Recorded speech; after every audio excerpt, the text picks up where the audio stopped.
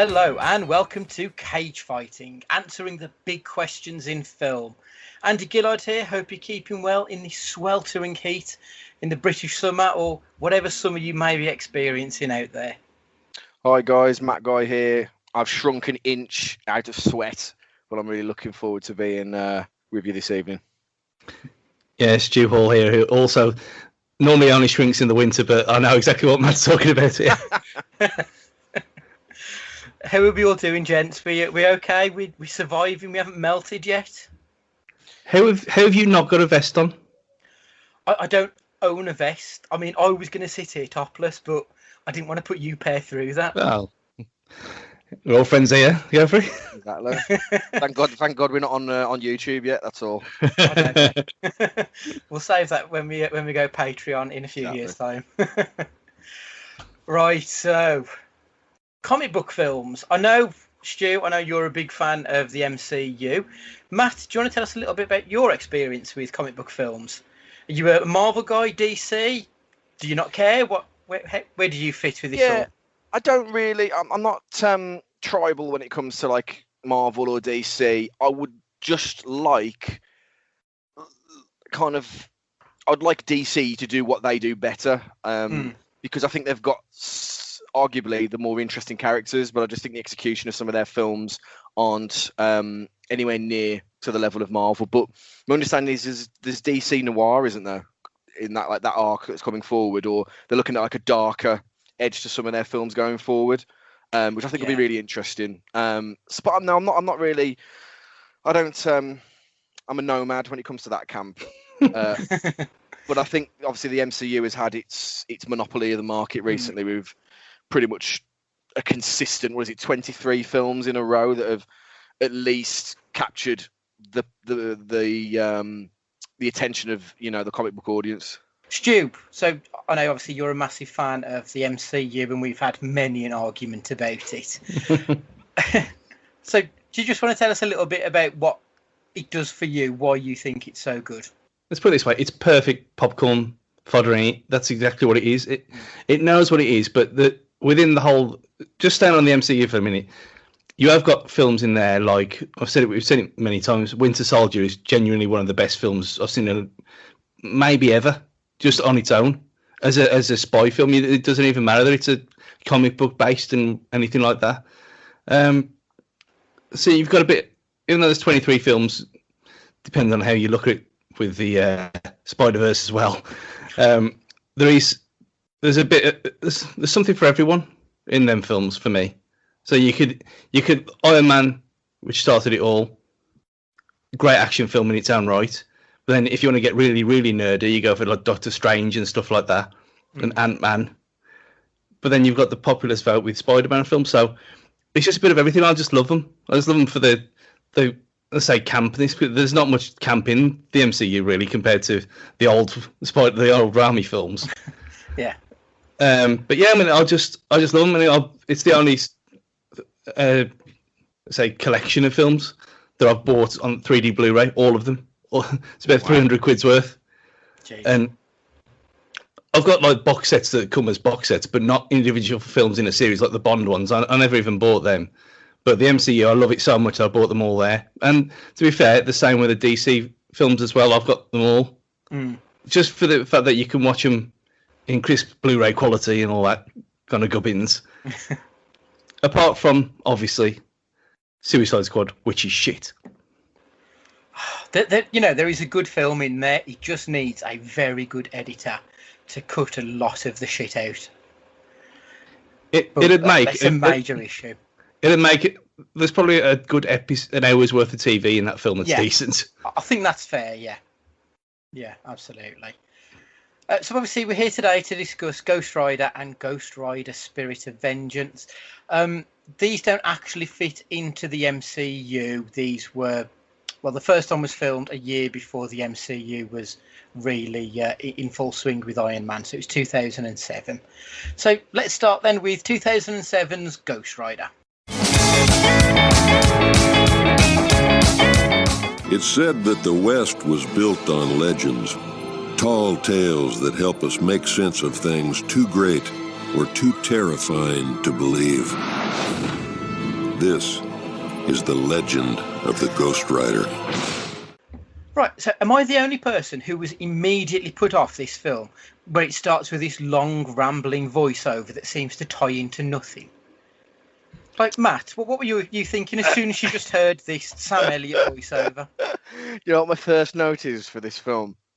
Starts off like it's going to be right up my street. So, I think we're going to know how this is going to go. Okay, yeah. I don't know. I just thought, okay, I'm interested in this, but I think this is going to be a tale of this podcast, really. Yeah. I thought it started off with kind of like fun visuals, especially when we go into like meeting the devil and everything else. But Stu, what was your initial thoughts on it? I'll just put unnecessary. For once, Stu is on my team. I'm Yes. stunned. So I remember watching this at the time, and this was after we'd watched like things like Daredevil and all the one-offs that were just, they're all very much of a muchness. Mm-hmm. And up until this, where you had X-Men that was standalone on its own at the time, being decent, and then this came along, and I remember at the time thinking, this isn't the same standard, is it? Mm. And that's straight away, I thought, this is exactly what I'm remembering here. So yeah, straight off the bat, we get some Sam Elliott voiceover.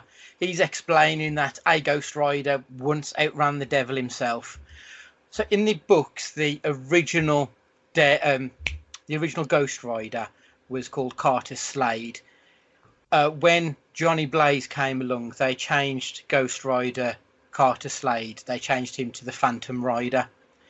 So maybe it was just because I knew this that it sort of spoiled the rest of the film for me, but there we are. I thought it was just utterly inconsequential, that beginning.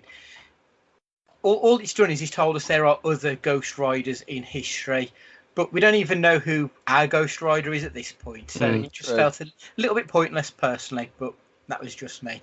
Well, what I liked about it, sorry to interrupt you. No, carry on. You know, me and you were both big fans of I know you were certainly the comic book as well as the show Preacher. Yeah. And I liked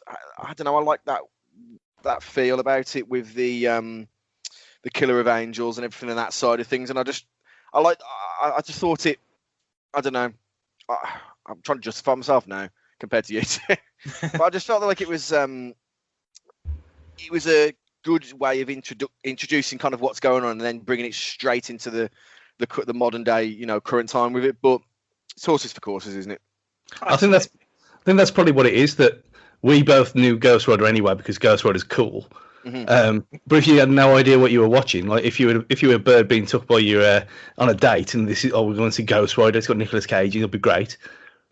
And you're sitting there and you think, what the hell is this? It does hit you on the nose with this is exactly what this film is. So in that, maybe, maybe it is that the populace voted me just too nearly to quite appreciate it. Quite possibly. For me, a voiceover at the start of the film, it's only acceptable in gumshoe, hard-boiled film noir movies. You want the detective's voiceover at the beginning, I'm cool with that. But this tried to add a little bit of importance to something that wasn't really there. Especially at this point, straight off the bat. Anyway, so we cut to the circus where we see two stunt riders. I thought the dad was Sean Bean for a minute. Yeah. I got really excited, thinking it's fucking Sean Bean. But then it wasn't, and I was a bit disappointed. Especially as we know that he's going to die soon. Barton Blaze is immediately seen lighting up a cigarette for our American listeners, that will be, before coughing his guts up. Just to make sure we know he's about to die. Yes. They make sure they're like, keep an eye on him, lads. Come on. The thing that got me was when Barton tried to give Johnny some advice. I will quote to you what he actually said to him. Every choice you make has a consequence. When you do things without thinking, you ain't making the choice is making you. Do you understand that? Absolutely not. That makes no fucking sense. That is the worst with great power comes great responsibility line I have ever heard. Again, they try to give it this feeling of portents that just isn't there. We get more coughing and then he lights up another cigarette. Old man Blaze, God bless him. He's not long for this world. We then meet the love interest, Roxy, who, while she looks nothing like her now, grows up to be Eva Mendes. Johnny and Roxy decide to run away together. That is until Johnny goes home and starts snooping through the bins for some reason and sees a partly crumpled up letter from the hospital telling him that Old Man Blaze is about to kick the bucket. Why do they do this trope in films? Like his dad, who, if I remember correctly, had fallen asleep or was drunk and fell asleep. He could have just left the letter out. Instead, he's partly crumpled it up and left it on the top of the bin. It's just such a cliche. Like, I don't know, bugged me. But I'll get to cliches because there's quite a few of them as we go through this film. I think they didn't even need to say it. Just the state of him, you could tell he was going to die. Yeah, you could have had good. You could have had him a couple of scenes where one with him starting to cough, and then you could have another one of him coughing up blood. That's pretty obvious. Yeah. Show don't tell, as we've said a few times already on this film. That's how you get people interested. Yeah.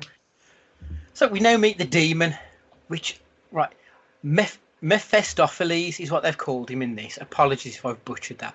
Mephistopheles. So it's obviously supposed to be Mephistopheles, isn't it? Is that the demon character, I believe? Yeah. But they've somehow tried to fancy it up for the movie. Obviously played by Peter Fonda, because of course we need the Easy Rider as a bad guy in this film. So Mephisto, which would be, I believe, the Greek translation, and this is also what is referred to in the comic books. He offers Johnny the chance to save his dad's life in exchange for Johnny's soul. Johnny signs, sort of, on the line. Why would the devil just accept a paper cut as the signature? Well, I thought that was strange, to be fair. Yeah. But then, yeah, he signs, and then we get a cut where immediately he wakes up in bed as though it was all a dream. In the scene before this one, right, so Johnny remarks that it was late to his dad.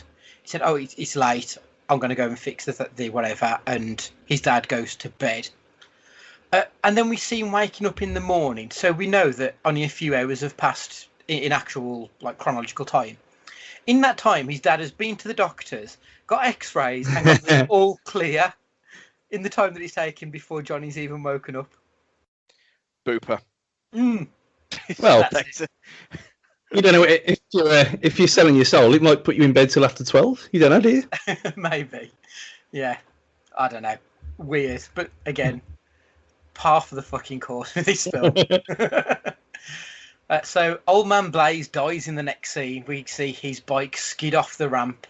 For some reason, even though he goes off the ramp through the ring of fire, they then pick him back up and put him on top of the ramp to die there. Like, why would you do that? I don't know. And also, that death scene was worse than Meg Ryan's in City of Angels from the other week. Like, nothing happened. It was a skid. He hasn't, like, set himself on fire or anything. Johnny is now devastated, and he goes to the green screen crossroads to meet the devil. Why did they do that scene at a green screen? It looked awful. I've got it here. Laughable CG.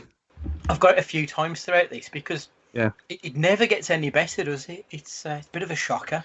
They do some really strange things in this film. Like, there was some like visuals that I thought were really excellent up to this point.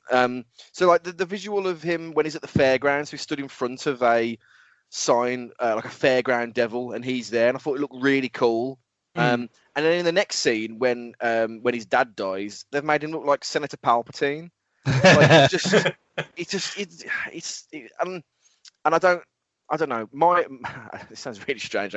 My devils are a lot sexier than this, but you know, like End of Days devil, or like other incarnations of the devil, like Elizabeth Hurley in Bedazzled, maybe, I don't know. But I don't know. It just seems strange that this is a more senior devil. I'm not sure if that's part of the story, like, you know, if there's history to this or something. But I think they failed to really explain the fact that he wasn't the devil, but he was a demon. Okay, well, yeah, because it doesn't come across, and unless you know it, you wouldn't know it from the film. Right. The only way I knew that was the Crossroads demon from Supernatural, and it was a crossroads. That's the only reason. That's the only way I figured it got to me. So I remember it's a long time ago when I watched this, so I got no clue. But as soon as he got to the crossroads, I thought, oh, this is where it's happening then. This is where he's going to be told. Crossroads demons. Everyone goes to the crossroads to sell their soul. It's just how it's done. Yeah. And there's never any markings on the road either. No, of course not. Have we uncovered the secret meaning to that Blazing Squad song then? I'll meet you at the crossroads. Is this what this is all about? The Blazing Squad are actually demons. Yeah, could be. That is a deep cut for anyone who wasn't born in the 80s or possibly early 90s. So we get a flash forward. I'd love to know how many years we've gone from when Johnny's at the crossroads to now. Because to go from young Roxy to Eva Mendes, maybe 7 or 8 years. To go from young Johnny to Nicolas Cage, maybe 25, 26 years. Like, he looks so much older than... Weird. I looked into it, and Nic Cage is 10 years older than Eva Mendes. But he looks even older than that, especially in this. I mean, she looks incredible, and he looks shredded, but he looks haggard at the same time, like facially. So, a bit of a weird one there, I thought. And there is one with this as well, with his looks, while we're on it.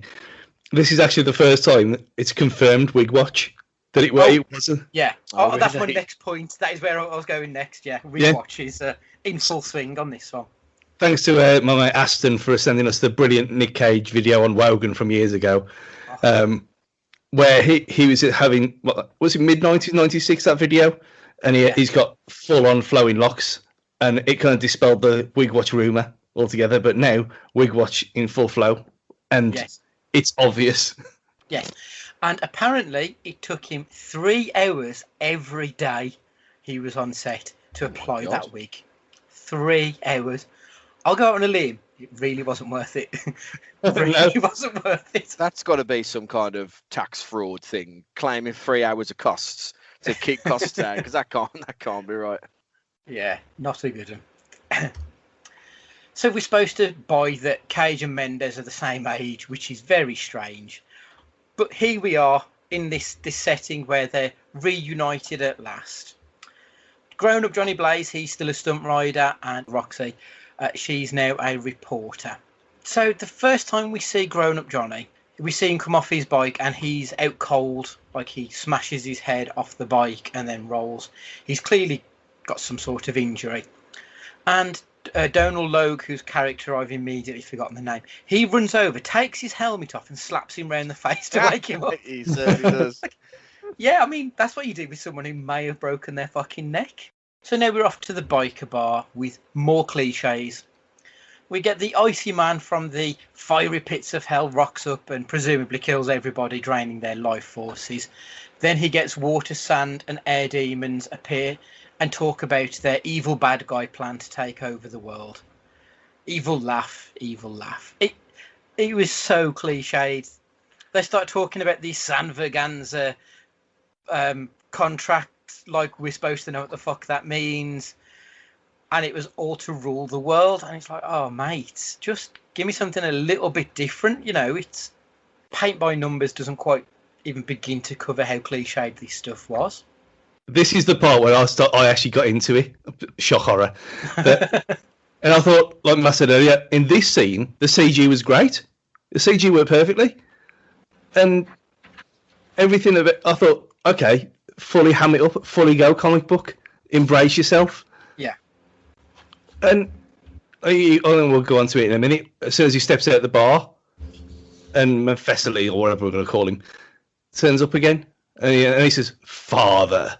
I thought, oh, for fuck's sake, this is it now. You had 2 minutes of fun, and now you've ruined it again. Yeah, the father line was very much like when we got introduced to Castor, to Pollux Troy, with the bro line, wasn't it? It was. We need to telegraph it because you might be idiots, and we need to make sure you don't miss anything. With this scene, like, I just want my bad guys to feel like a threat, and I just I just didn't think that these guys, like, you just I think you knew before the film even kicked off that these are just minor boss battles, the Sand and the water and everything and the smoke or whatever it was, as a way to have like exciting visuals, not actually to be a threat to Ghost Rider in any way, shape or form. And there was some really like awful cheesy lines or one-liners from these characters. Or what was his name? The Dark something or another. Was it Blackheart? Was the Blackheart? main, That's it. and the rest were just interchangeable demons. Like I think it's seen later. He says to Ghost Rider, he goes, "I don't think so," and I was just like, "Oh God!" It's like yeah. It's just the worst. Like some of the exchanges between the characters were just so like made for kids in a film that I assume is made for adults or made for at least kind of late teens. Mm-hmm. It sent a shiver up my spine. It was that cringeworthy. Yeah, and I thought that the makeup and stuff in this scene, well, for the bad guys in general, was terrible. Like, I've seen better looking bad guys in Doctor Who. This just looked really hokey, and I like, don't get me wrong, I realise they're demons, we're not supposed to believe in them, but like, at least try and make them look a little bit more believable than what they did by just banging a bit of fucking eyeliner on. Like, I've seen The Undertaker. Like, The Undertaker, Mark Calloway, was more like scary than these fuckers. It's really piss poor, I thought that was. You know the makeup in Underworld? How excellent that was through the whole series. It's a complete contrast to this. And how many years later was this?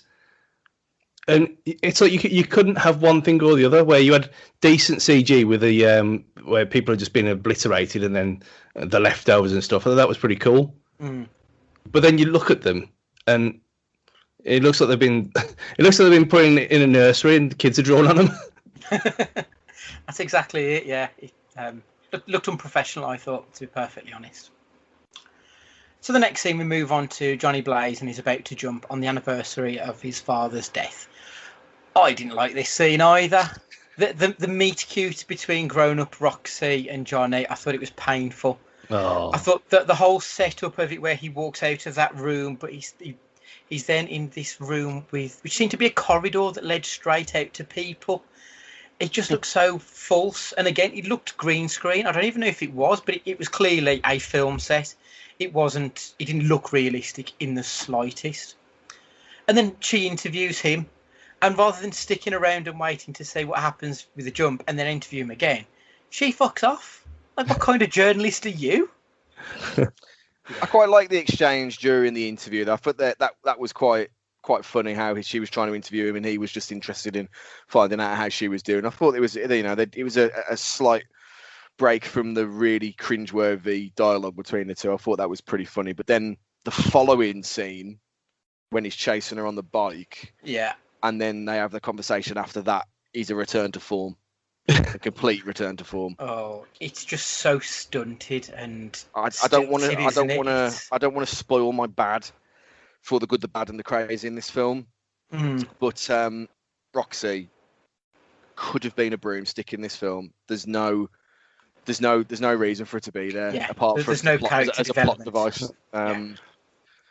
Awful love story I've got there. It's worse than Captain Corelli's mandolin. Well, because at least that had heart. This is like, well, Blackheart's ripped this out. Nice. But it's almost like, again, it's three films in one, and it doesn't know what it wants to be. Yeah. And it jumps from scene to scene, just doing exactly that. It turns from one film into another constantly. Yeah. So at the end of this segment that we were just talking about, Johnny Blaze asks Roxy out on a date, and she accepts. Roxy is at the table waiting for Johnny to appear. It then cuts to him still in the house, and he's just about to transform into the rider. Like, he should surely be at the restaurant about to turn into the rider, not still at his home.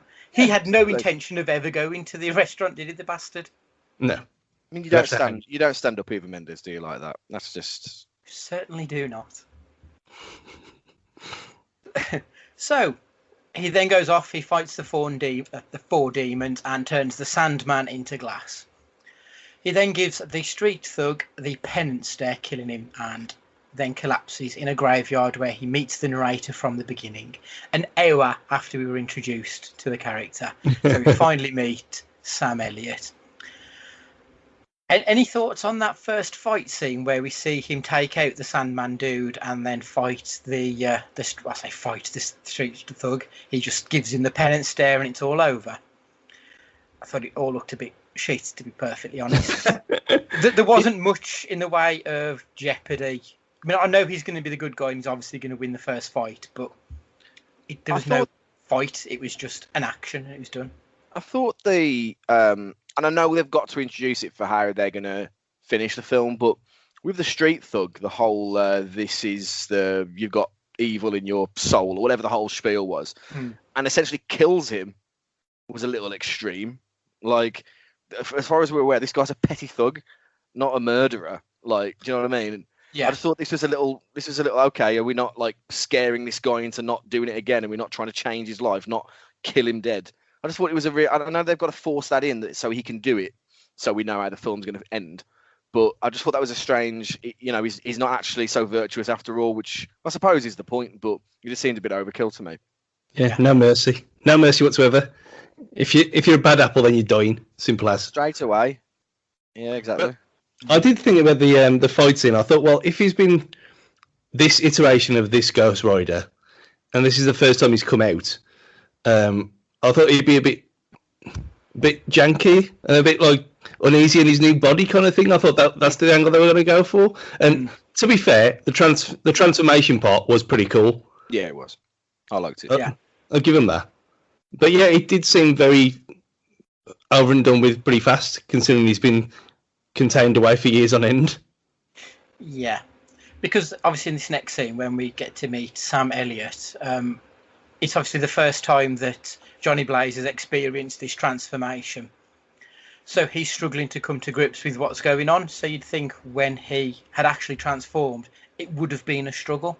Yeah, it would have been a learning curve for him, but they didn't really show that, which I thought was weird. How much do we think? Because I thought that the transformation was good for two reasons, really. Partly for its really inconsistent CGI, which in this bit was good, but a lot of the way for how Cage did it, I thought he did a really excellent job. But I wonder what you guys, how much of his inspiration from Face Off Cage do you think that was? Because it was there was a lot of batshit crazy Cage in that transformation. I've got in my notes, I can't remember if it's on this one or when we discuss the next film, it felt a little bit forced to me. When it's Crazy Cage, it's brilliant, but when it's Nicolas Cage acting like he thinks Crazy Cage should be, it just falls a bit flat. I think I know which scene you're going to talk about. it was that for me. I thought it just felt like he was forcing it and it didn't quite work. No, that's definitely the next one in about 25 minutes time. I've just remembered which scene it is as well. Yeah. I will point to it when we get there. Yeah.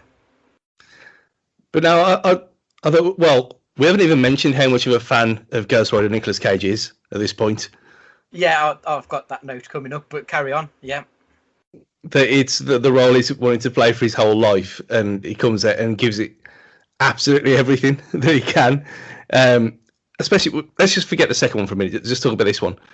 And I thought the transformation scene and doing it that way, and the fact that it's a map over his face, isn't it? It's not the motion capture of later on.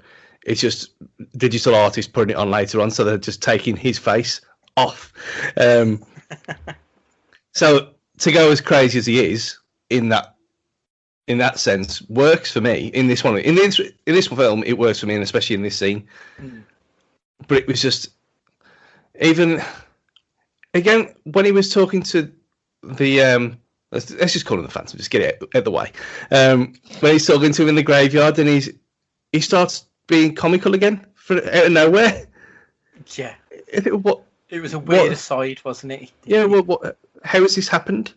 One thing, you've just killed people and you've woke up in it and your body's been transformed, and then you're laughing and joking again with a strange old man with an incredible voice, to be fair. And it's all kind of, it's all too forced too quickly, even though it's over an hour into the film. we're talking about we were talking about like the dialogue being a bit hokey and forced as well. Are we meant to believe that Ghost Rider is a 1930s New York gangster, by the way? Because the first thing he does when he sees the sand guys go, "Hey, dirtbag." It was just, I just expected him to say, like, on to that. "You're gonna get whacked." Like I was expecting, it was just took it out for me. And speaking about dialogue, am I meant to understand what the caretaker's saying, Sam Elliott? Am I meant to be able to? Because I was watching off a dodgy stream and I couldn't get subtitles and I needed it because I literally couldn't understand a word he was saying for the first like few lines. He was so like husky and croaky. I don't know if it's literally because like I had a bad copy or something, but it was indistinguishable for me what he was saying. He just said this film is on Prime for free.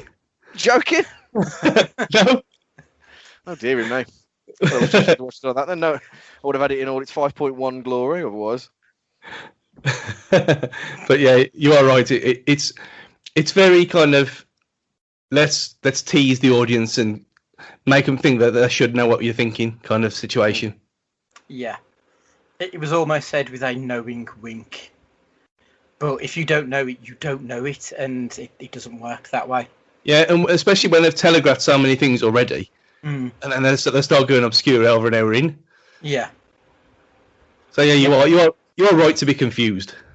This is it. Like this is something that I've got zero knowledge of prior to this. And it has all of the things you think I'd really enjoy because it's a Harley Davidson, though never said.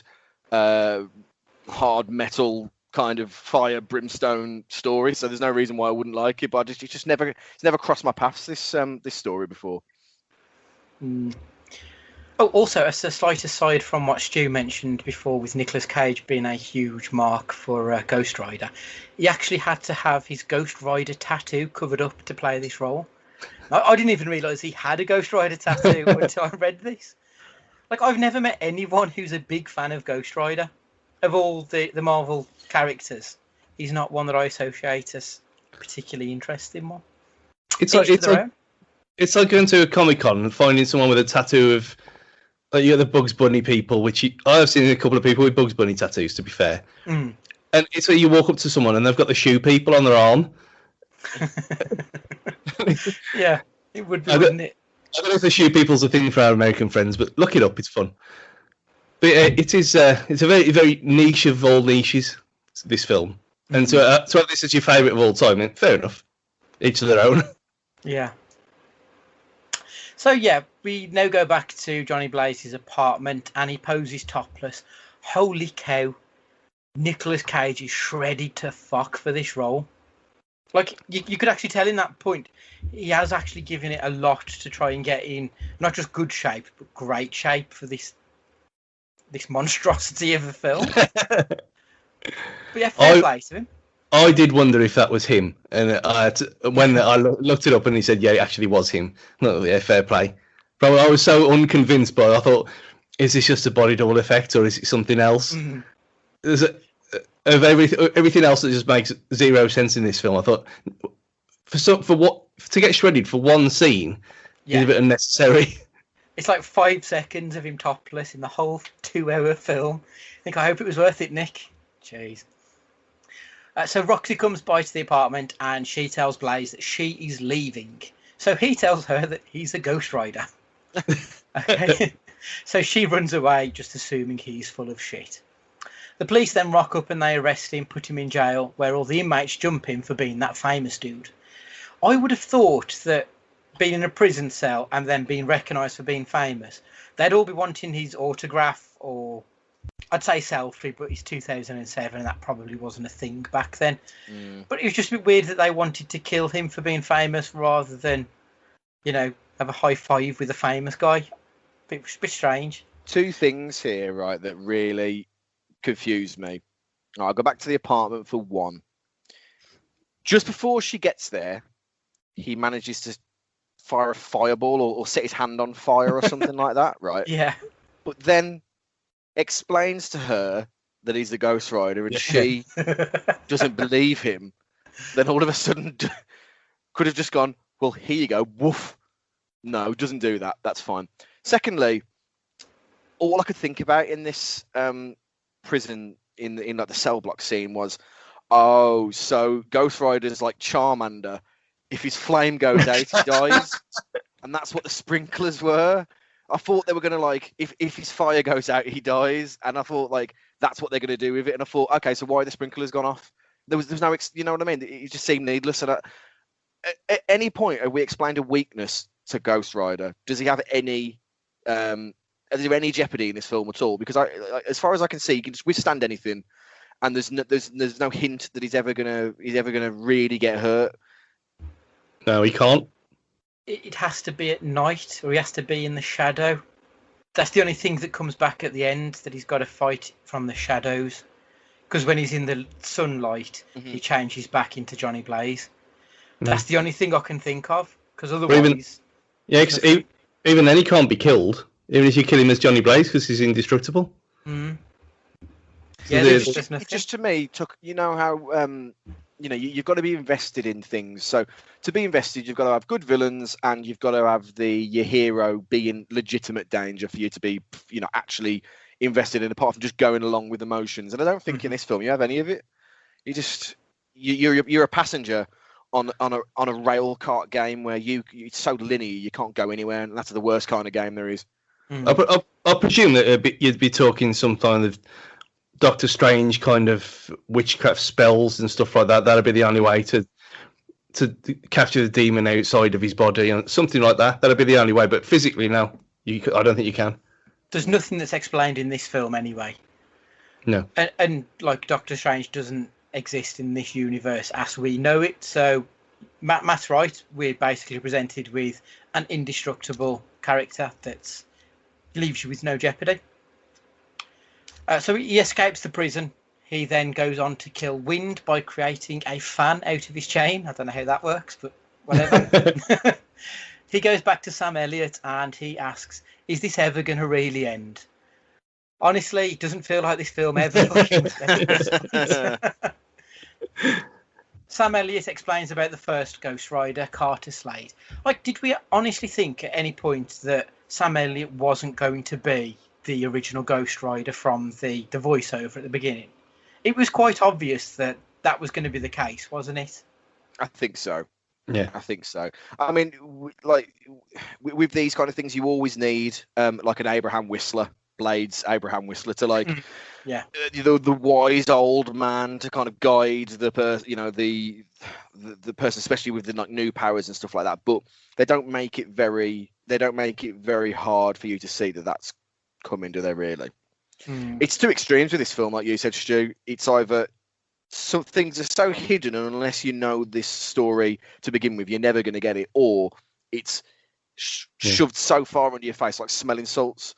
It's just one or the other with this. So in the next scene, the remaining demons, they attack Sam Elliott for whatever the MacGuffin is in this movie. They then go after Blaze, but end up kidnapping Roxy. So Blaze and Elliott turn into their rider forms and go off to find her. Why didn't Sam Elliott just get a lift with Ghost Rider Johnny Blaze and then turn into his version of Ghost Rider and actually help him, rather than just go along for the journey? You couldn't have a horse on fire then, though, could you? I suppose. But it's just like, what the fuck was the point in that? You've just used up the last of your Ghost Rider force, or whatever you want to call it, just to go for like a few mile horse ride. Well, this is the thing. Like, the one thing that I thought, oh, here we go again, another cliche. They didn't bloody do in the first place. They didn't have him be vanquished, but to save new Ghost Rider. Do you know what I mean? They just he literally chaperoned him to the. Yeah, that was it. Yeah, that was it. So then Blaze kills the water demon, and then he kills the ice demon. There isn't really a lot to say about these scenes here. It's just a fight, and that's all it is. There's no real story unfolding or anything for me. It was literally just, we'll kill the one dude, and then we'll kill the other dude, and then we'll have the conversation with the Mephisto demon dude. And that was pretty much the film done at that point, wasn't it? It was a very lackluster ending, I think, is probably the best explanation. from myself anyway. What did we think of this ending, Matt? What are your opinions? It didn't do a lot for me.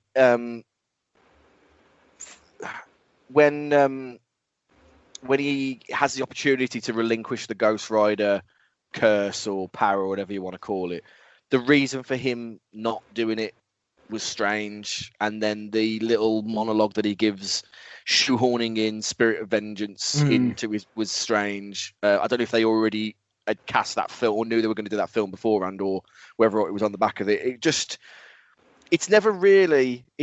I still I need to do some research on it, because I still really don't understand. So the devil or the demon's giving you these powers. Now you're free of the contract, but now you're going to carry on doing it. Are you a good guy? Are you a bad guy? You're harvesting souls. Doesn't sound like a good guy. It just makes no sense to me.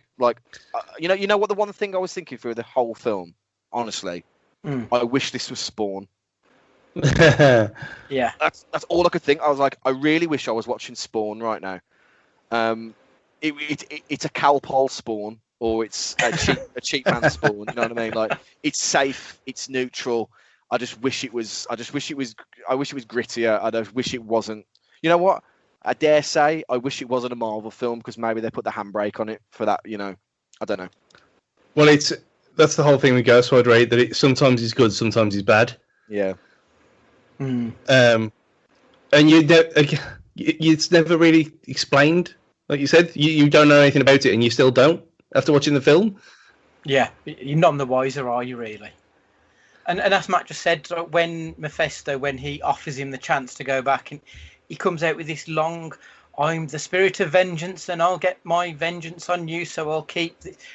It made no sense. And to be honest, I'd long given up the ghost on this film by this point. It was just monotonous towards the end, I thought. It was bad at the beginning, but towards the end, it was just plodding along, paint by numbers.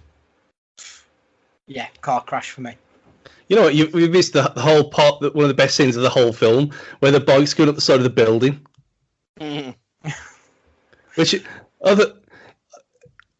again, bear in mind it was 2007, so I can't remember ever seeing anything like that before then. Where you got a bike on fire going up the side of a glass building. Again, where you had little bits where you had the windows smashing and the window cleaner. Bit of Superman love there. And using the throwing a helicopter like a frisbee. Genius. There were some good things. There were some good things in it like that. Like when the traffic cop is going to try and get the speedometer, or gets his traffic gun out to get the speed, and he zooms past him, he blows up the billboard, and that was cool. It was cool. There were some really cool visuals in there, but that was sadly foreplay to very underwhelming. I don't know what word you want to use for it, but you know what I mean. It wasn't very satisfying, put it that way. Yeah. As usual with these things, it's got the core of a good idea, and it's got good execution in parts. But it looks like they used all the money they had on the cool stuff and had no story to back it up with. Yeah, I think that's fair. And the story that they did have was split into 3 different sections. There was funny, there was a very weird love interest for no real reason, and then demon nonsense. So it's like a mix of ideas, and none of them stuck for me. So. It was all over the shop. In the original, the comics or whatever it is Ghost Rider in the same ballpark as Deadpool in terms of, not the murk of the mouth, but he's meant to be a wisecracker. He's meant to have comedic elements to him. I don't think so. I think he's quite straight-laced, quite a tough character. But he's not one that I can confess I've read a lot of, to be honest. But whenever I've seen him, he's always appeared as a supplementary character in maybe an Avengers story. Yeah. Well, you look at the Blade films, and I know that Blade's getting more mentions every week. That Wesley Snipes plays Blade pretty much on the nose. He's perfect. And Blade's not making wisecracks all the time. There's 1 or 2 little looks to camera and stuff, but it's not a funny film. It's not a funny character, and then nail that. And with this, he doesn't really nail that part of it. So And again, Marvel pre-MCU, that's what you get. Yeah. So obviously that was the film. Stu, do you want to guess what the budget of this movie was? Oh, God. 2007. 80, 90, something like that. Matt, what do you reckon? Higher or lower? I reckon higher. I reckon the explosion budget for supersedes that. So higher. It is higher. It's not massively higher. The budget was about 110 million.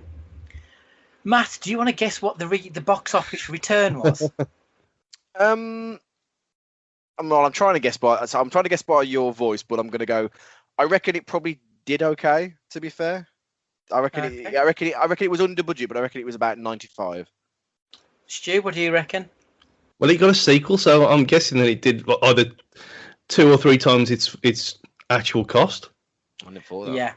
Yeah, it got $228.7 million.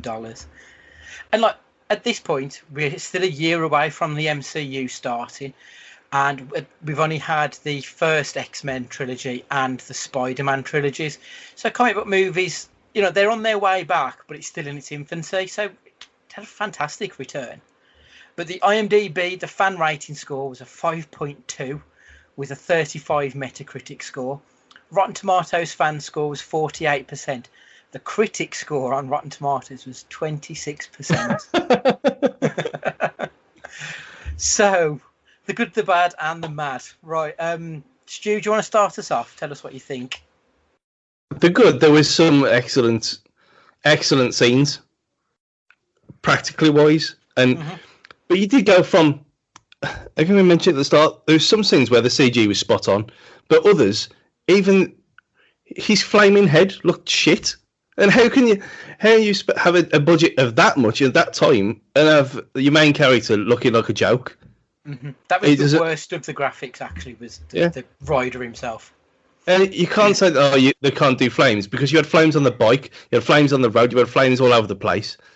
And yeah, a lot of them practical. But how hard is it to just? You could have had an actual metal skull and set it on fire. Captured that and replaced it with what they had. But again, that's the bad. The bad is the love story part. That is just nonsense. Yeah, the love story and the bad CGI, but the good. The good, I will say, some of the effects and some of the ideas were entertaining for me. Crazy Cage times where he was on the verge of going too far, but it worked for me. But other than that, it wasn't a crazy film. It was just mediocre, sadly. Matt, what about yourself? Good. Ozzy Osbourne used Black Sabbath when they introduce senior Cage, grown up Johnny Blaze. Though I think they used Crazy Train when really they should have used Iron Man. But there we go.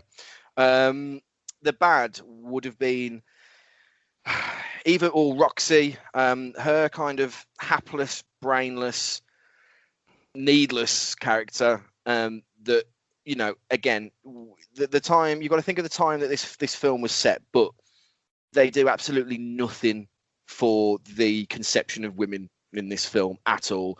She's not talked into bed because we don't see it, though she would have. She's just talked into. She's had her heart broken, but she'll have a date just because he's done a wheelie on a bike. She'll dote after him, constantly.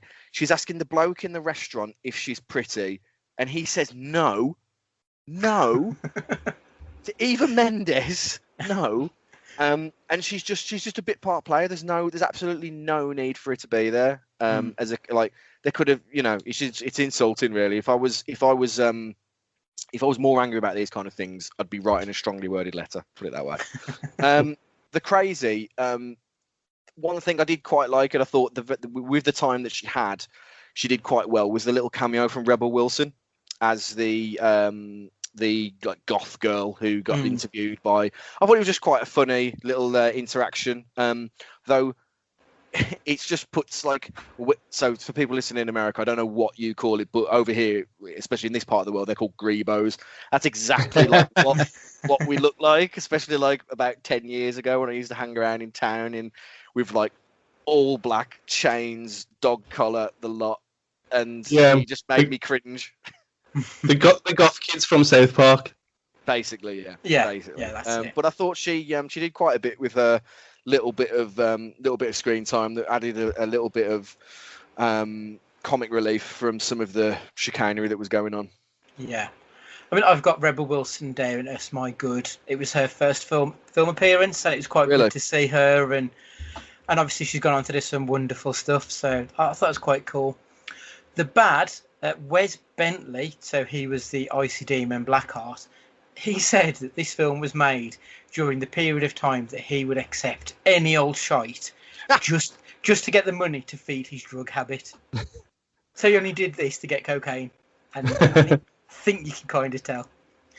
And the crazy for me, it's the number of cliches.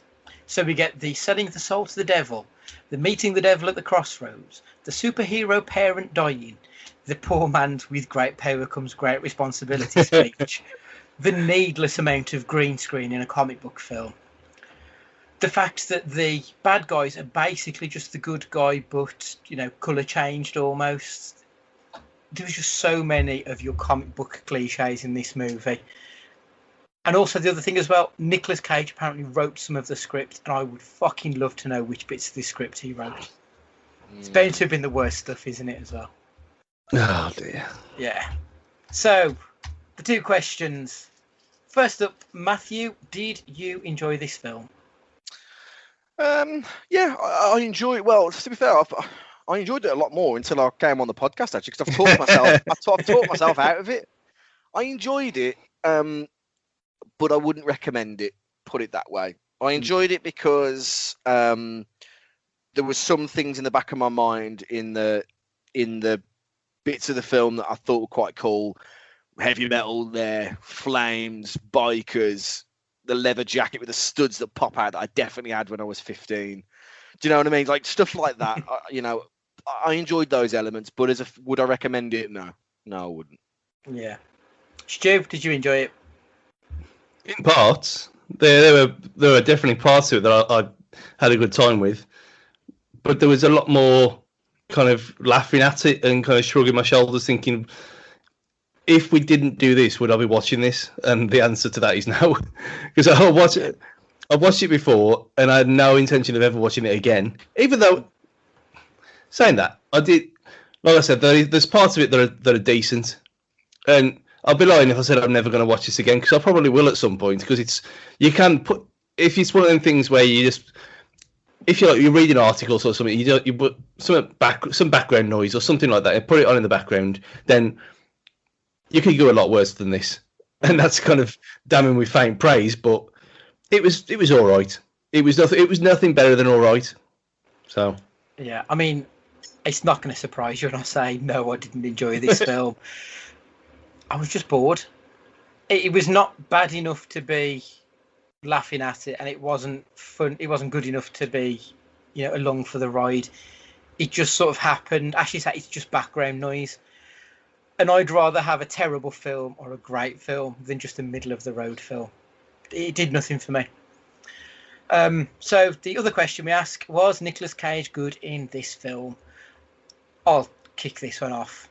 I didn't think he was. Like I said earlier, I felt that he was forcing it. You can tell that he's got a great affinity to Johnny Blaze, Ghost Rider, but that doesn't mean he put in a good performance. Stu, what do you think? Again, I thought he was all right. So, on the scale of good or bad, it's got to be good just about. Okay. So for me, it wasn't too forced, and it was just for his scenes. It was just the right side of schlocky, just about. It was the people around him had a terrible time, but him as Nicolas Cage, just the right side. So yes, that's fair. Matt. This is really tough, because it's a yes or no answer, and I'm like Stu, but there was some funny bits to his character. You know, I wish they'd have made him a little bit more of a dick as a celebrity. This is kind of 52 to 48 Brexit vote territory here. And I'm going to say, unfortunately, no, as a 52% kind of thing. Because it's just, I think his transformation into the Ghost Rider initially, I really, really liked. But apart from that, it could have been any Hollywood actor. I don't think he brings a lot apart from that transformation that anybody else couldn't have done. So for that reason, I'm out. Excellent. So that's Ghost Rider 2007 done. Let's roll straight on and talk about Ghost Rider 2 Spirit of Vengeance.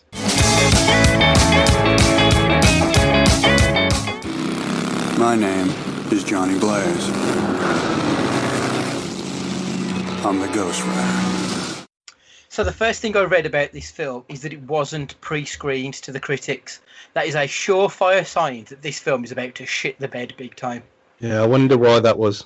Yeah. So, like the other film, this one starts with absolute incomprehensible bollocks. Idris Elba rolls up into this small monastery in the middle of nowhere, and he tells Anthony Head that some kid isn't safe, and then this mercenary army attacks. And somehow all these monks try and fight them off, like hand-to-hand combat. But obviously they all get fucked, and Idris Elba manages to survive the day. 5 minutes of that as well. It like really dragged. Weird scene to kick off the film. French Idris Elba as well. Yeah, that I've got a point about the accent, because that is not a good accent. Well, I did. Sorry, I did think that I'd downloaded the wrong film. Yeah, I didn't even realise Idris was in it until. Like... No, well, again, the same. Just to keep it relevant of all the films that I've never seen before, I didn't look anything up about it, who was in it. I just looked it, found it, got it, watched it, and because there's no title card straight away either, it comes straight into it. So I genuinely thought, is this the right film or not? But at this point, I was genuinely intrigued what it was, and then it went downhill after that. Matt, what did you think with this this murdering of monks at the beginning? Two notes that I had. First thing was, the best thing that could have happened at the start of the film, and I paused it, and it said it was 90 minutes long, which was first thing I checked as well. Yeah, I was like, oh, thank God for that. And the second thing, my note was, priests have Wi-Fi, because you're gonna go into this room of like MI5 level technology. But yeah, again, Stu, I was completely like, what the hell is going on here? Am I, is this, am I watching the right thing? Is because I've never watched Luther or anything like that. I was like, have I got the wrong thing here? I didn't know how it tied in. I didn't really understand it, but I was intrigued, but probably for all the wrong reasons.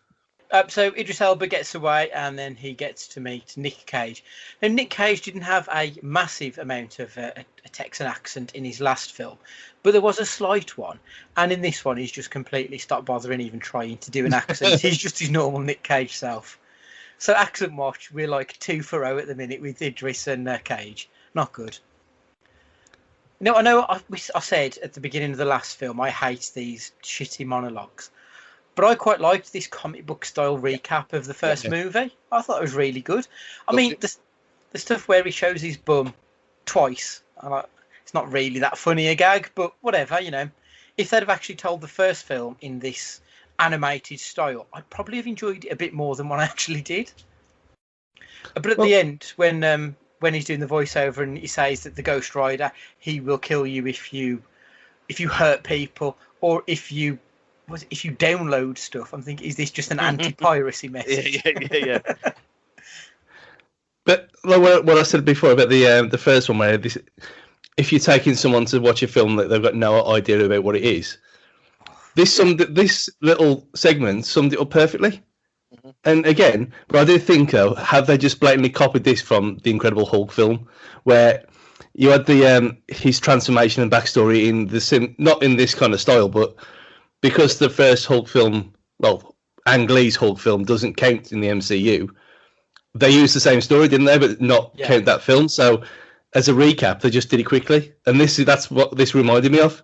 I thought, well, there you go. You've just told the whole story of the first film in what 45 seconds. Yeah. Where it took you 2 fucking hours. Oh yeah, that's a point I forgot to mention before. Apparently, that's the extended version. There was a shorter version that was like an hour, 110 minutes. So I watched the 123 minutes, and I am fucking livid about it. Yeah, that's the one I heard. 13 minutes that's stolen from me. 13 minutes. Anyway, yeah. So Idris Elba finds and tells Johnny Blaze that he needs his help to save this kid. Blaze turns into the Ghost Rider. Somehow the graphics look cheaper, but better than in the first for me. I don't know what it was. It was the fact that it looked a bit rawer. Maybe because they didn't have the money to just throw at the CG, that they could do a bit more practical effects. I quite liked that. It had an almost Ray Harryhausen style effect to it. It was dirtier as well. Yeah, I liked that. I thought it was better. I thought it was much better. Like to have it, they're in bellowing smoke all the time, and he was like a burnt man as opposed to like a demon on fire. I thought that he looked so much cooler in this film than he did in the first one, and that's for me made it in an odd way. I was more engaged because of it. I thought actually now he looks like a badass. Now I believe in this character now because he looks cool as opposed to before looking so hokey cokey. Do you know what I mean? Yeah. We're also now told that Peter Fonda has changed into Kieran Hines for reasons. And do you know the reason why? I do, yes. Yeah. Do you want to tell the people? Peter Fonda read the first 5 pages and pretty much said, fuck no. Yeah. So I think rightly so as well. Yeah, so Peter Fonda apparently wanted to play the role as well, so he went to them and said he was up for playing it. They sent him the script and they put him off. That's how bad it was. So yeah, we also find out at this point that the boy that the rider is trying to save is this son of a demon. The bad guys then kidnap the demon spawn, but not before an interception from Johnny Blaze. How many edits were in this scene? I don't think the camera held a shot for more than 3/4 of a second. It was just, here's Johnny Blaze, here's a bad guy, here's another bad guy, here's a gun, Johnny Blaze, and it was just constant. And I was just like, just calm it down. Well, I've got here Ghost Rider cross Born Identity. Yeah, absolutely. Shaky cam overload. So Johnny Blaze, he kills some henchmen with ease. Is the penance stare the shittest finishing move in all of comic book history? It's not very visually exciting, is it, to just see a skull staring at someone as they scream? I was expecting a Harry Potter Dementor thing going on, and it never really. He just stared for ages and ages, and it just felt like it went on and on and on. Yeah, it doesn't look impressive at all. I tell you what, though, there was one cliche that didn't happen in this scene that I wished had happened. One of the other henchmen drops to his knees, and I was expecting him to piss himself, and he didn't. I just expected there to run the whole. He's going to piss himself. We're going to see a trickle of, and it never happened. And I'm not going to lie, I was disappointed. In the next scene, we get to meet the kid's mother when Johnny Blaze is sort of stalking her, trying to find out what's going on. And these are the words that she actually says to him. Who sent you to find me? Was it the devil who walks amongst men? Does the devil own you? Answer me. Stop saying fucking devil. Christ, this script. I mean, the first film was bad. The script in this was even worse. Is this the part where he says, I'm flirting with you as well? Or is that like a couple of scenes later on? That's with the nurse. It's like a really awkward interaction. Yeah. After he's blown up. Yeah, budget Helen Bonham Carter does nothing for me in this film. She really doesn't. She's not good. I mean, none of them are good, let's be honest. Yeah. So they then decide to team up in order to find the boy. In the scene where they're driving together, Nic Cage looks like he's aged about 30 years since the last film. He looks like he's in quite bad shape at this point. I don't know what it is, but he seems to have given up the ghost a little bit. You know what? He ain't got the wig on. That's what it is. Oh shit! Yeah, I haven't even done Wig Watch. Yeah, no wig. Why has he dropped the wig? Maybe that's what the whole point was. That no wig means he's going to look older and more decrepit. Maybe. So Johnny Blaze and the demon boy Mama track down the scumbags who help them find the boy. This is the scene I was talking about in the last film, when it was the forced crazy Cage. So when they're sort of pinning the guy up against the wall, trying to get the information out of him, and Nicolas Cage is just almost, I say Nicolas Cage, Johnny Blaze is holding on to his humanity, but the demon's trying to come through. It just felt so forced in this scene. It felt really out of place. It was comedic not supposed to be funny. It was aggressively shit. I think that's what I'm trying to say. When his one eye starts popping black and fading in and out, and it was almost like watching The Mask. Yeah, that exactly it. Wasn't good. Didn't suit the tone of this film at all. I didn't feel. I quite like the idea that it was almost withdrawal symptoms isn't the right word, but I quite like the idea that he's uncomfortable and he's sweating and he knows it's going to come out. But then when we get to the interrogation part, was where it went. It was dialed up a little too much. Mm-hmm. I thought actually this is quite a nice touch here. He's panicking, he's sweating, he's getting agitated. But then it got to the point where it was a little overkill. Mm. So in the next scene, Johnny Blaze recovers the boy. They then go on the run, but not before the rider manages to turn some construction equipment into his hell machine. PlayStation 2, eat your heart out. Yes. Yeah, it was shoddy CG, I think is what I'll say there. Well, you know what it reminded me of, because we've been talking about it recently. The new Fast and Furious game, where that kind of machine is in that game, and it looks the same. Yeah, because you sent us that video yesterday, and I watched this film for the second time yesterday just to make some notes, and that was the first thing that came to my mind was that game. Yeah. So Mephisto gives the head henchman the powers of decay. So everything he touches just rots and dies, except for the clothes he's wearing, the car he's driving, or anything which he actually needs to use. It's very convenient when he decides to use it, I think, that one. And the plastic around whatever he was eating as well. The Twinkie. Wasn't yeah, it was. That is. I think that is a joke, because the Twinkie is supposed to survive a nuclear war. So everything else he picked up decayed, but the Twinkie is so full of sugar and shit that it wouldn't decay. I think that's the joke. But what is a Twinkie? It's a fluffy cake thing with it's quite greasy, and there's cream in the middle as well. I think you can get them from Asda and Tesco for the English listeners. To our friend Todd DeWitt, I'm sure he'll be able to explain it better than I could. Can we get him to give us a 30-second description on for the next question cast? Yeah, that's it. Please, Todd. Yeah, if you can send that over, that'd be great. Video evidence as well. Yeah, please. So yeah, whilst I enjoyed the first comic book style recap, we've now had like another couple since, and I'm a little bit bored of it. It was funny first time, but stop it now. Like, you don't need to keep showing us Hell Rider's bum. Was this the point where we have a visual, easy for me to say, a visual representation of gonorrhea, where he's pissing fire?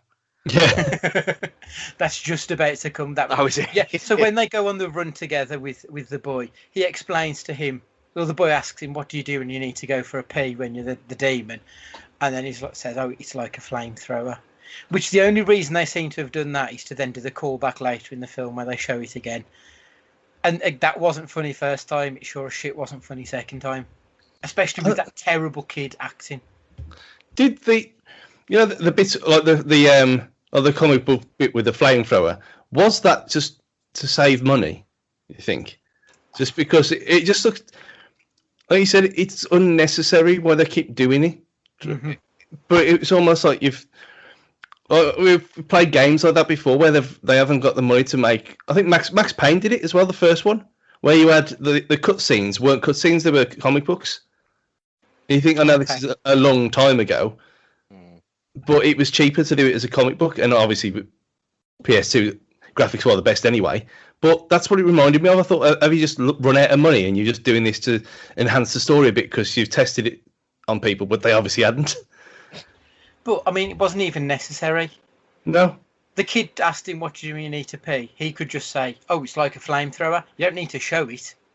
I mean, it's not a particularly funny joke anyway, so what was the point? I don't know. Idris Elba now meets up with Ryder, the Demon Boy, and the Demon Boy's mama. He takes the gang to see the Highlander, promising to remove the curse of the Ghost Rider for Blaze. Why does he want it removing now? I mean, he was quite happy to keep it in the last film. Why now? Yeah. We're not. Maybe his life has gone to shit and he wants rid of it, but they've not demonstrated that in the film to show us that his life's gone to shit. So no.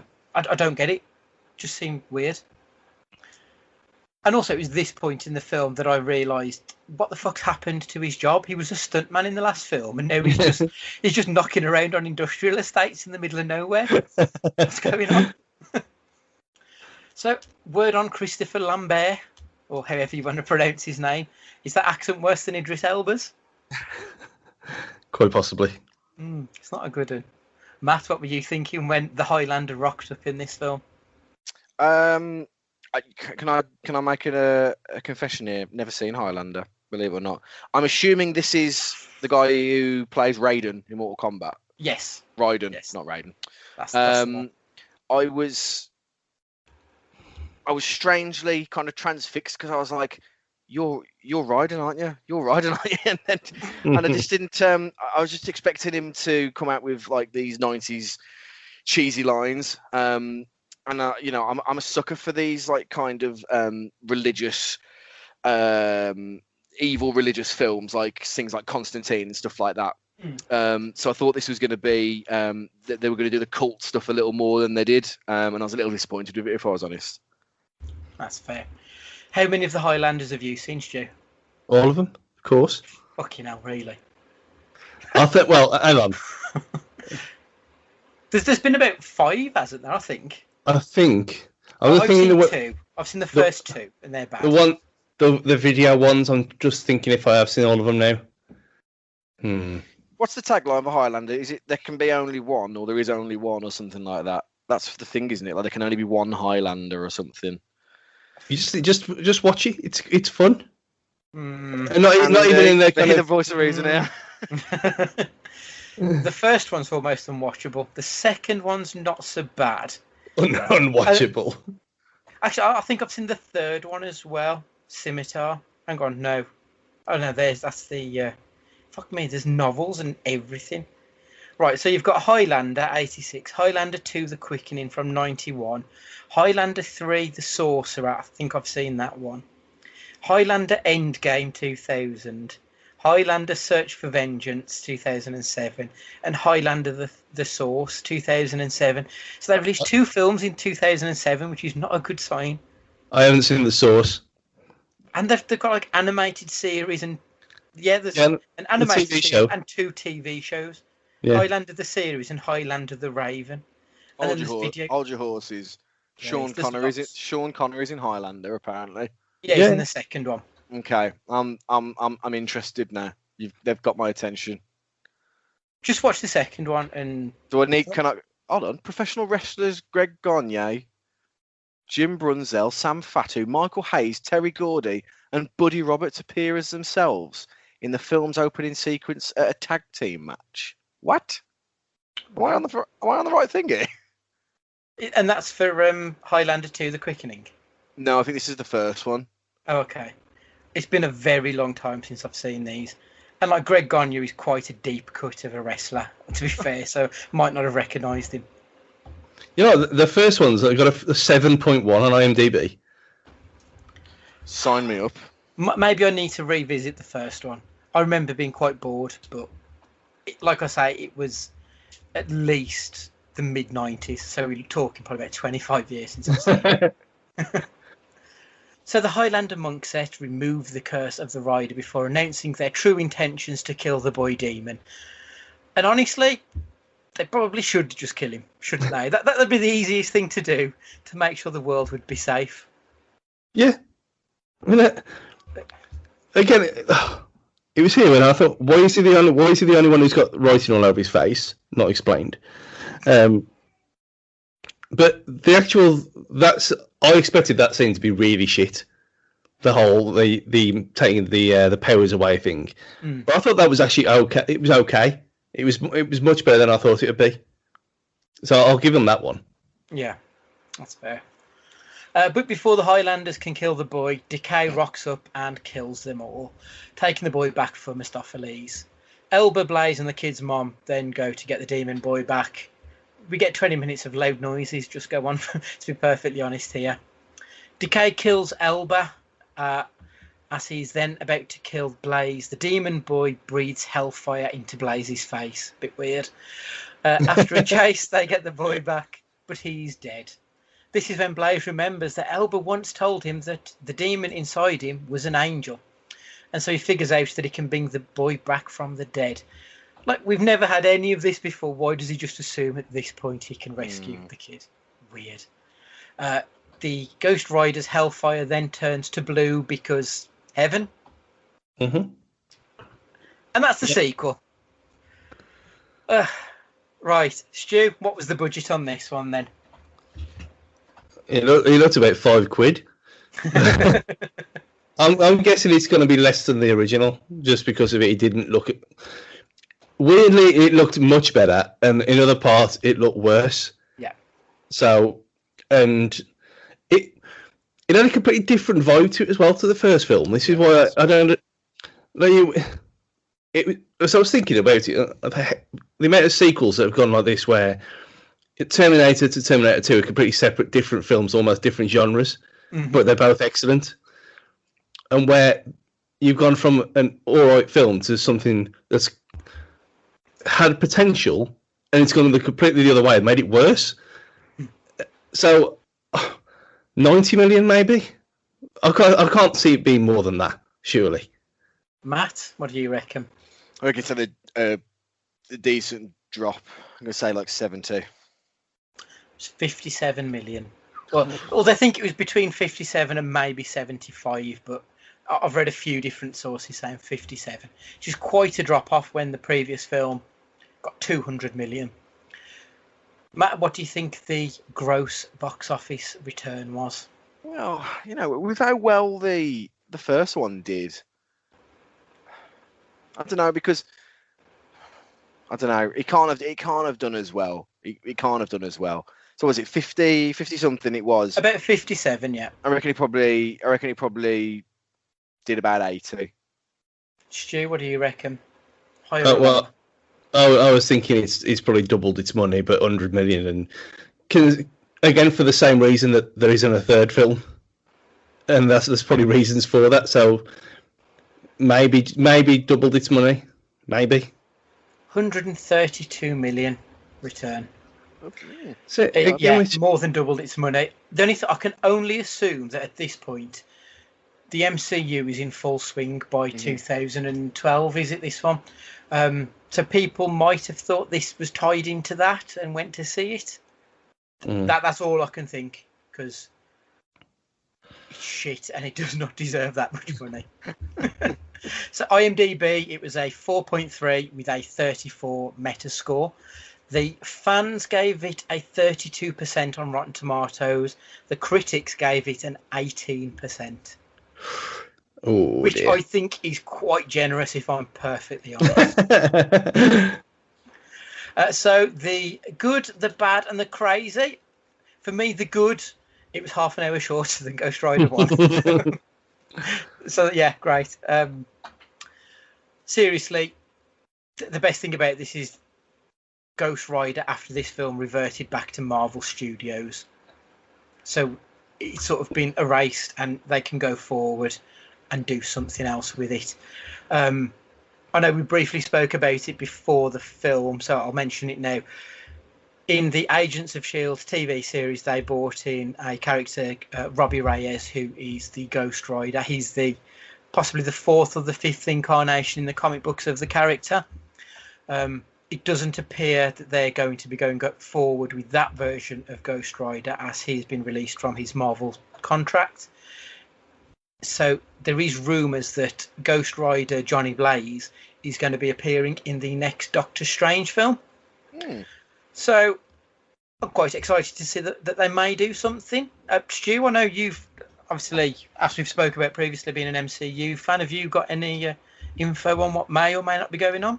I mean, obviously, I've watched all of Agents. Well, apart from the series finale, which was last night, so I'm going to watch that in a minute. Of Agents of S.H.I.E.L.D. And they have a whole series dedicated to Ghost Rider in that, and that is MCU canon. So, but at the start, there is a rider on a bike who gives the power to Roy Reyes. So right, yes, that is canon in the comic books. So that is someone Ketch, Daniel Ketch, something like that, who is Johnny Blaze's long lost brother, who is also a Ghost Rider. He's the third Ghost Rider. Yeah. Anyway, that was my good. My bad is that kid could not act for shit. He was terrible. And my crazy, there were 2 directors of this film. So it had twice the brain power, but half the skills because it was shit. Eva Mendes refused to return for this film as well.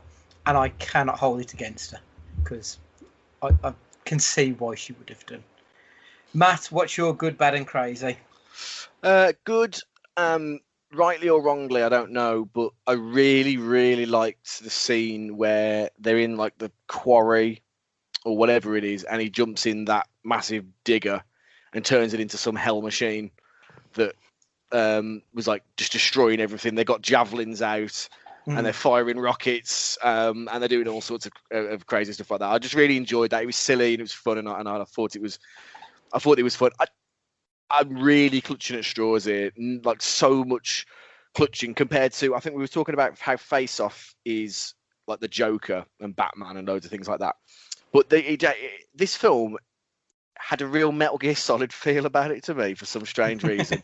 Yeah, maybe it was like the javelins and the combat. And in the first one, in the first Ghost Rider film, they have the scene when he's on the roof and the helicopter comes up and meets him on the roof, just like the first Metal Gear Solid. It just had that vibe to it for me. The bad. Where do I start, really? It's just for the same reasons that you that I mentioned. Sorry about like the cult and everything else. All I could think about. Maybe because of this podcast, is when they had the cult in like the amphitheater or whatever it was, when they're doing like the ceremony, just thinking of bloody Hot Fuzz and the greater good. That was the first thing I thought of. That's all I could think. Like he just felt really hokey. He just you know. And I think at this point I was, you know, I myself was begging for the sweet release of death, to be honest, because it was just I'd lost interest at this point. I was like I was out. I was detached from everything. The crazy. Is there any reason why Blaze did the Wakanda Forever when he summoned the demon to hell? That's I didn't understand that. Was that something, you know? And are we to assume that the core of the earth is hell and not a spiritual plane or something like that? I don't know. It just seemed really silly. But yeah, he did Wakanda Forever when he defeated his enemy, and I thought that was just silly. Stu, what are you saying? It's trying to think of something that's not been said. You just kind of echoed everything that you both said. It's the good. Again, the action. It was well done. For what it's worth, the action scenes were well done. But yeah, bad. The rest of it, it's just. I'm gonna link bad and crazy here because. Oh, I said it changing a film so much from the original for no real reason when you had a half decent thing going for you. To change tack and make it worse, that's got to be the bad part about it, and it's a crazy thing to do. Yeah. But just the acting was just bad. But it didn't frustrate me, even though it was a bad film. It didn't make me angry or frustrate me like certain other things have. So it's just one of them. I doubt I'll ever watch this again, to be fair. And we'll go on to that now, because yeah. So yeah, carry on then. So did you enjoy this film? No, exactly. Not really. It was. I felt when you find yourself falling asleep in a film that's only an hour and a half long. Yeah. And that was after what we said about the scene with the monks, which I enjoyed, and then I kind of had to shake myself a bit, and not like that. It wasn't that entertaining.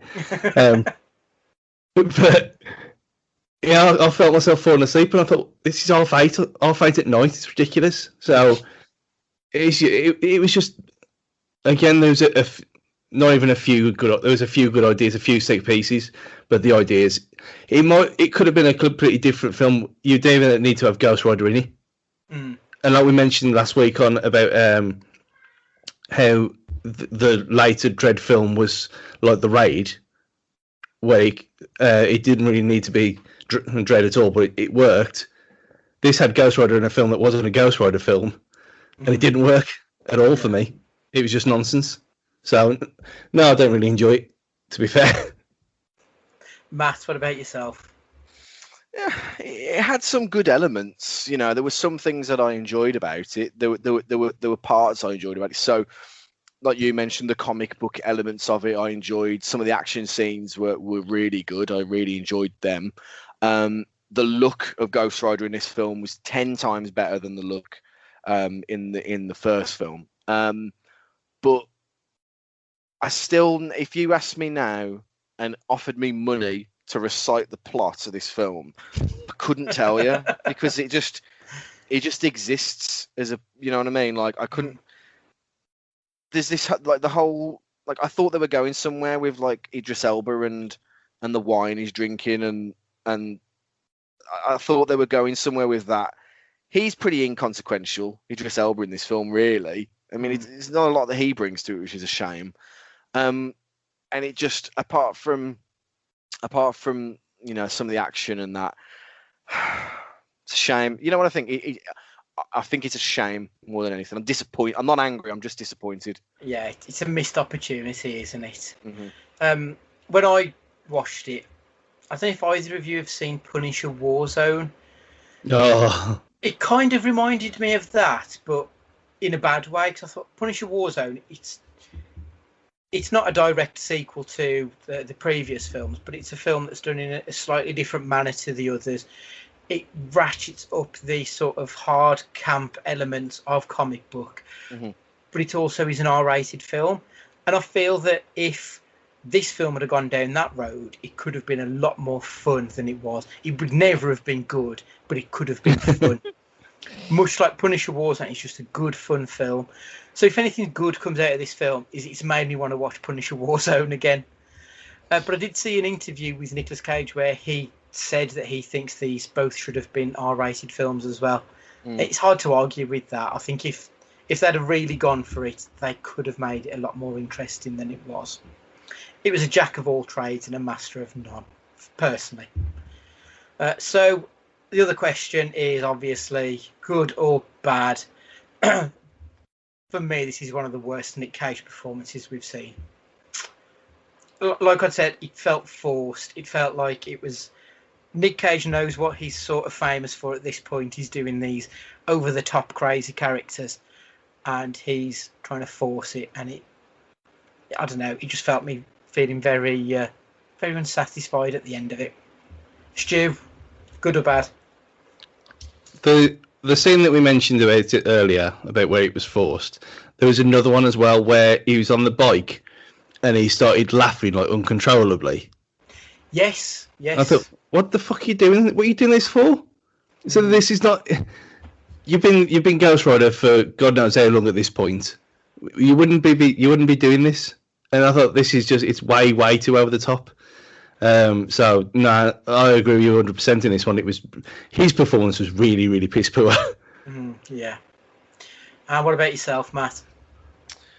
Nick, if you're listening, which I'm sure you are, wasn't a fan, mate. Sorry. It was for all the reasons you've both stated. Really, it's like the band that you really, really enjoy, that know they're famous now and become a parody of what they were, and I'll probably offend a lot of people when I say this. When I say the Arctic Monkeys, in a way, they they know they're famous now, and they kind of just push on what they know, but do it to a way that isn't anywhere near as good as it used to be. He's just not fantastic, is he, in this? And I don't know what other projects he had around the time, but he was like, he almost had a double chin in one scene. Yeah. And I just thought, wow, like, where's this got? Is this actually, is this intentional?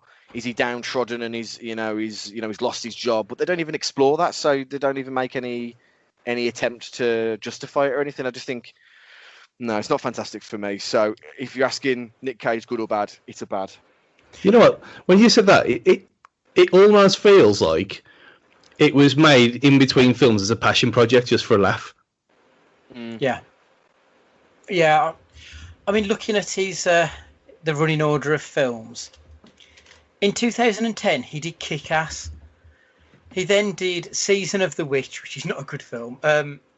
Drive Angry, which I fucking love. Can't wait till we get to that one.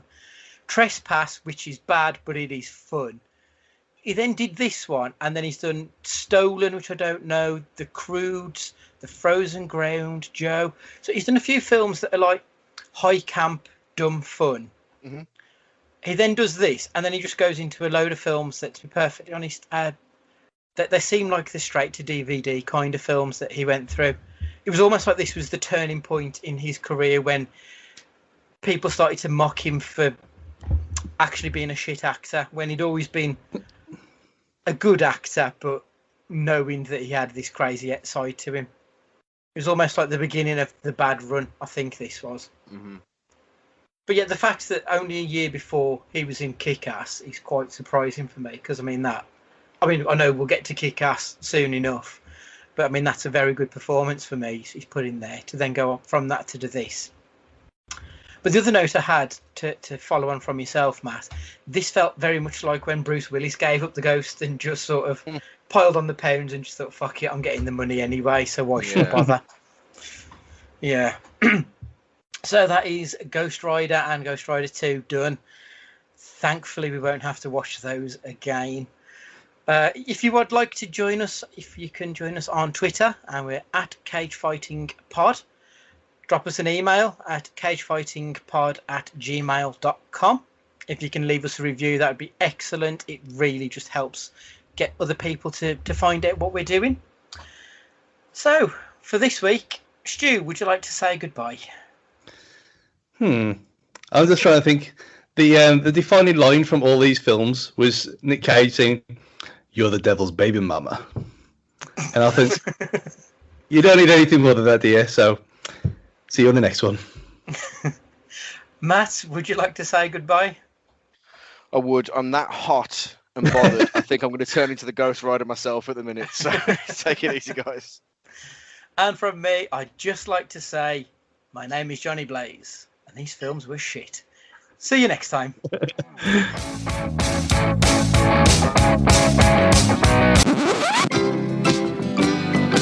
Every time you're skipping down the street, think about the shoes upon your feet. Today it's a magic world when your toes uncurl.